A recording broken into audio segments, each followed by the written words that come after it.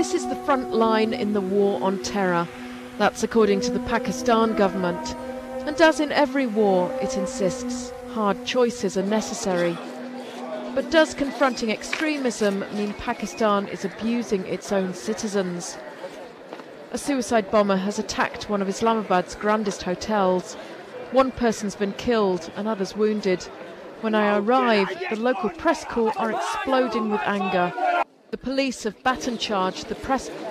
They claim they were just trying to defend the site and it was an emergency. The journalists say otherwise. We were just doing our job. This government is so cruel. Every day they claim that there is freedom of press in Pakistan, but there is no freedom in Pakistan. But the anger isn't just about today's beating. Journalists say they're under pressure whenever they investigate war on terror stories. They allege visits and threats by the intelligence agencies, detentions, and even disappearances. Human rights groups say this is part of a wider pattern. They say hundreds of people have been arrested and their detention officially denied. The government has been using the cover of fight against terror to decimate and suppress political opposition within the country. Everyone, says the Commission, even terror suspects, must be protected by habeas corpus. It's backing a case before the Supreme Court. Relatives of the missing have travelled from across Pakistan to the hearing. The court has demanded information from the government about 43 missing men. It's been told where 35 of them are. Most are in custody. They said my brother had gone on jihad, but he was arrested while he was watering his fields. Was he fighting jihad in his village, against the wheat? Up till now, 2.5 years, no trace of him. The families have formed a campaign group. Their leader is Amina Massoud, who says her husband was among many who went missing in Pakistan just after the London July the 7th bombings. She believes there was British pressure and Pakistan wanted to be seen to be doing something. We don't want to go back to our homes. They are like hell for us. We want our husbands back. We want our sons back. We don't want to live without them anymore. So this is your son? Yes. There are affidavits from former detainees claiming to have seen some of the missing men in prison. And Amina Massoud says there are other allegations. A few of the former prisoners have said they were interrogated by Americans. One agrees to an interview, so long as I hide his identity. We meet in a hotel room. I was drinking a milkshake with a friend in Islamabad. They tied my hands and feet with chains, unhooded me and dragged me into a car. And I was held and interrogated and tortured for 15 days.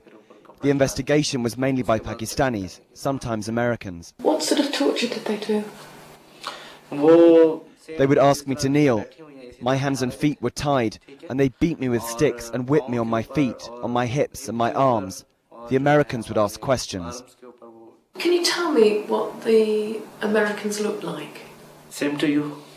So blonde like me? Yeah. Some women's coming and some men's. Two other former detainees have told me they were interrogated by Americans. One said he'd been forced to lie shackled on a cold floor for several days.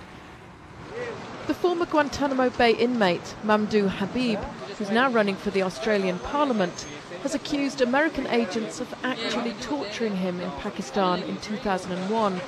Amnesty International has also uncovered allegations of US intelligence operating here. But the CIA told More 4 News, as the President has made clear, the US government does not engage in or condone torture. We don't have any other comment. Pakistan is certainly facing an extremist threat. It's been a bloody week, another suicide bombing and more deaths. It's midnight and Brigadier Chenna has just driven back from one of the funerals. He says Pakistan does not practice torture and there are no foreign agencies operating here. These are extraordinary circumstances that Pakistan is going through. But there are no disappearances, there are no incommunicado detentions.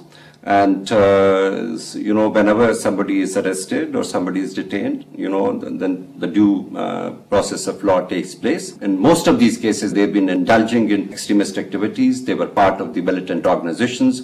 We have evidence and proof, and even their families know it as to what kind of activities they were doing. It's sometimes difficult to imagine anything untoward happening in Pakistan.